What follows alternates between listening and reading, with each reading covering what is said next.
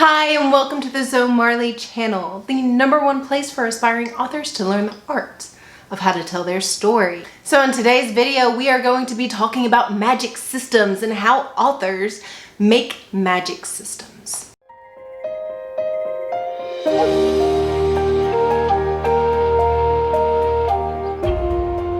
So you're gonna have to forgive me if my voice is a little more hoarse than normal, and that is because I went into world building yesterday and I talked for 2 hours. Now I edited it to only like under 30 minutes, go me, but I still talked and I gave a ton of content and my voice is just like, why are you doing this?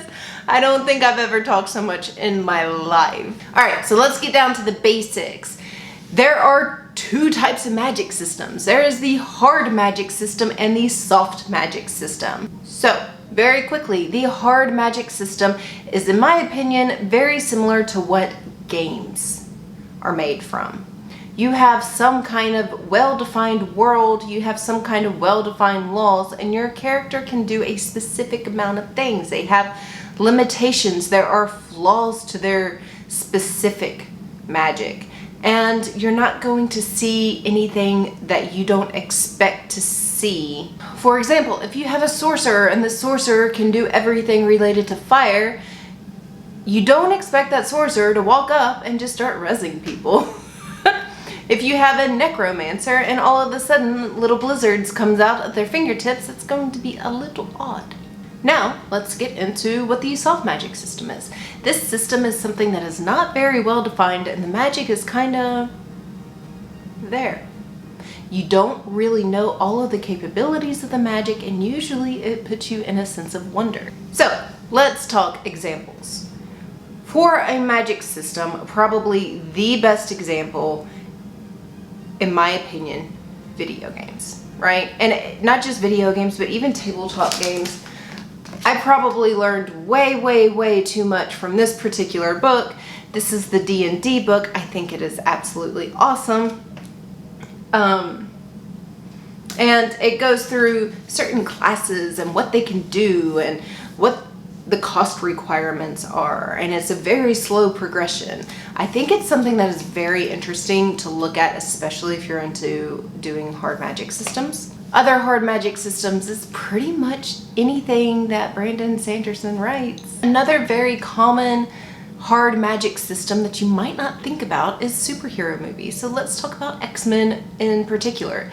You know, you have Wolverine, and Wolverine isn't going to do what Storm does. It's just never going to happen. There are people with really incredible powers, but for the most part, they have that one gene, and that's it.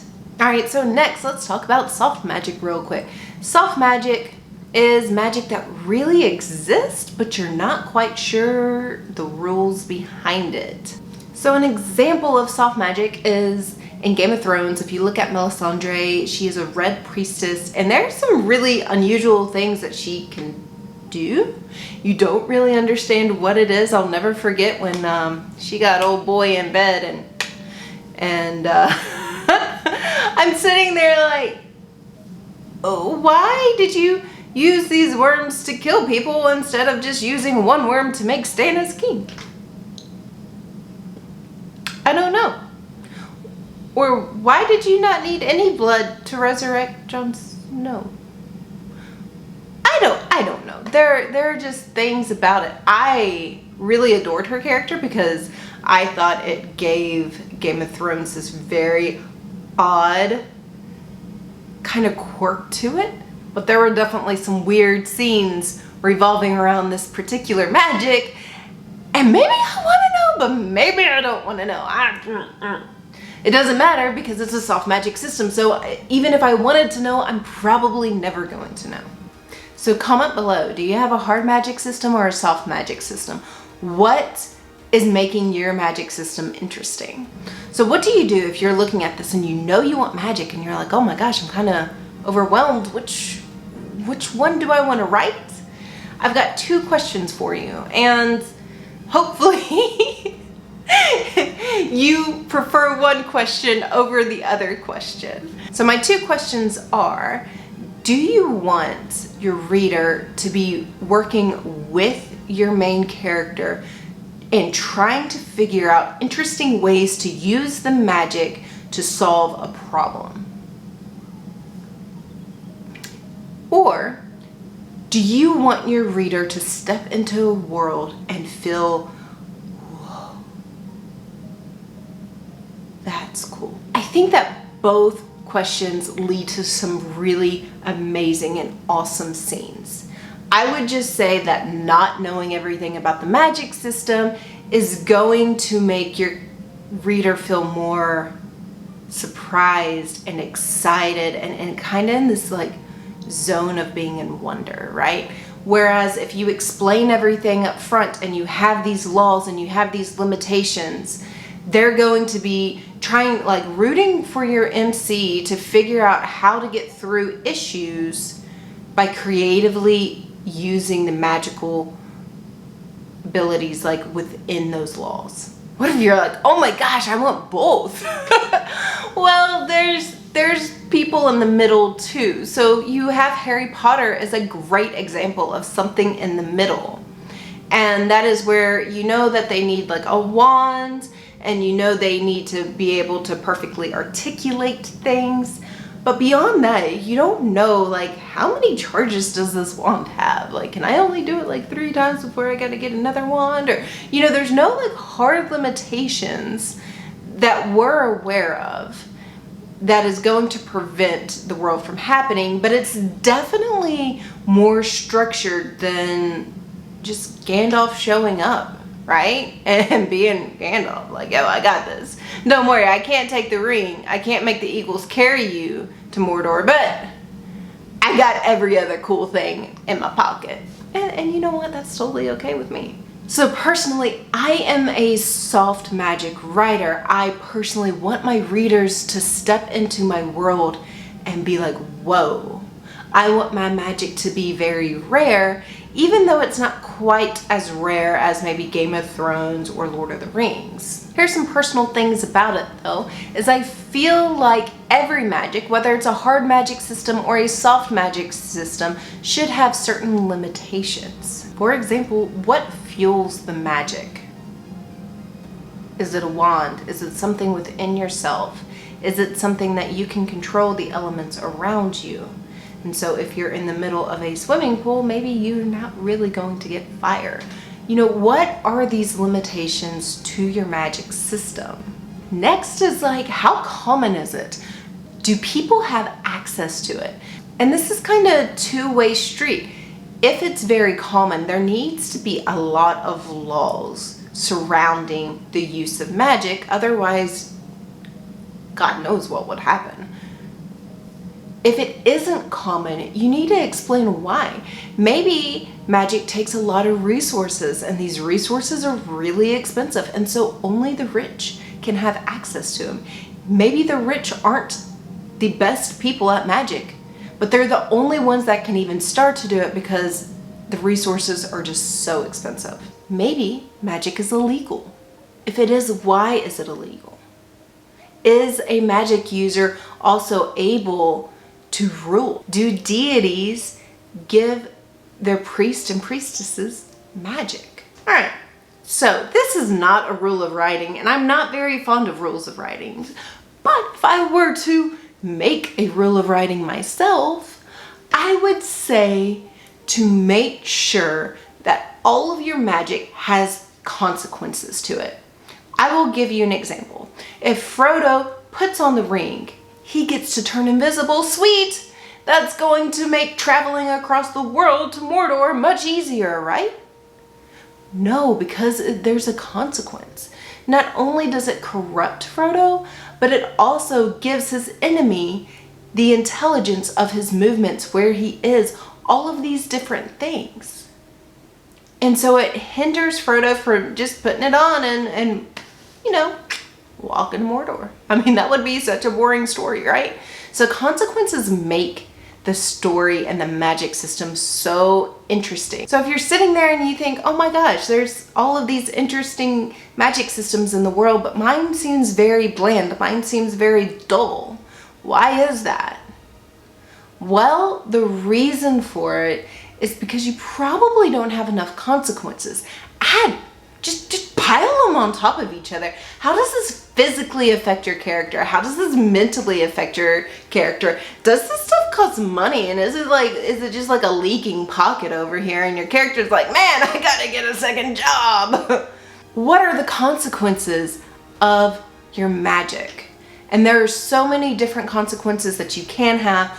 Really look at your story. And if you want to be like, what is the worst consequence I can give your main character? There are one of two ways to do it. One, you can tie this directly into your character's arc. So let's say that your character is very vain. That is their biggest flaw. It affects everything in their life. Well, maybe every single time that your character uses magic, he or she ages. Another really interesting way to do this is what would be most convenient for the antagonist. All right, so let's talk about something else with magic. And instead of calling it magic, I'm going to call it electricity. Let's say that your magic system in your fantasy novel is electricity. And there are some very specific rules about electricity. If you are writing a hard magic system, you're going to tell people you need to plug things into a socket, or it needs a battery, or something like that. If you're writing a soft magic system, your character is going to walk in and lights turn on. There are no candles anywhere around, and it is the most incredible thing they'd ever seen in their life.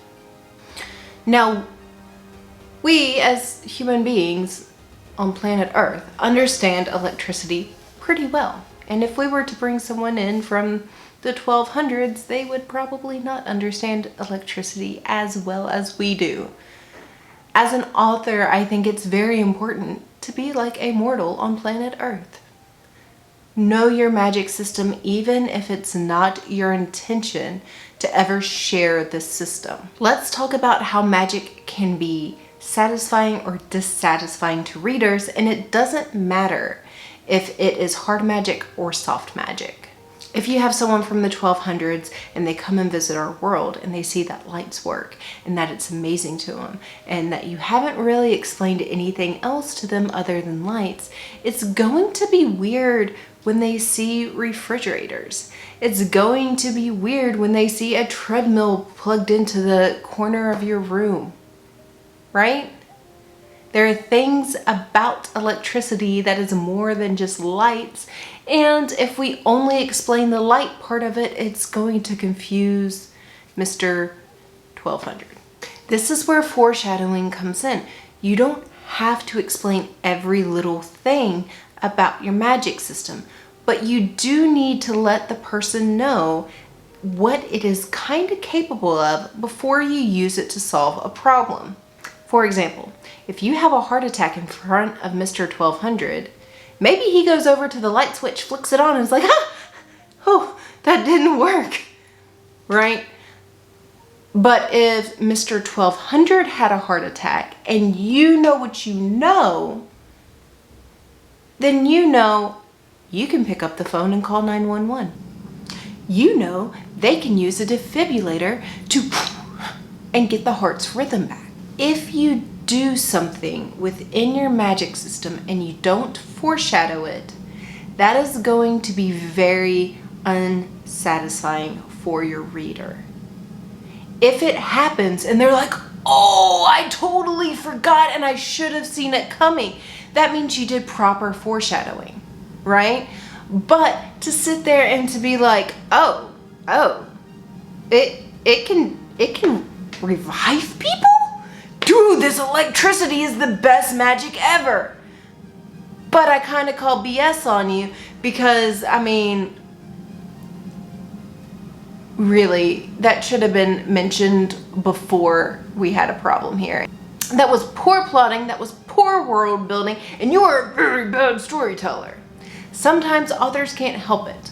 They know everything in their head and they don't realize someone else doesn't know that. It is your job to make sure that Mr. 1200 understands these things before you have a heart attack. Awesome things can happen. If you foreshadow too much, it'll be predictable.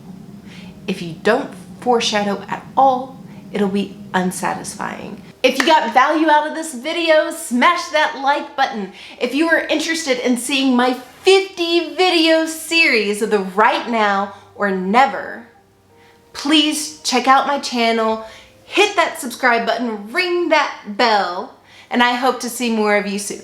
Thank you.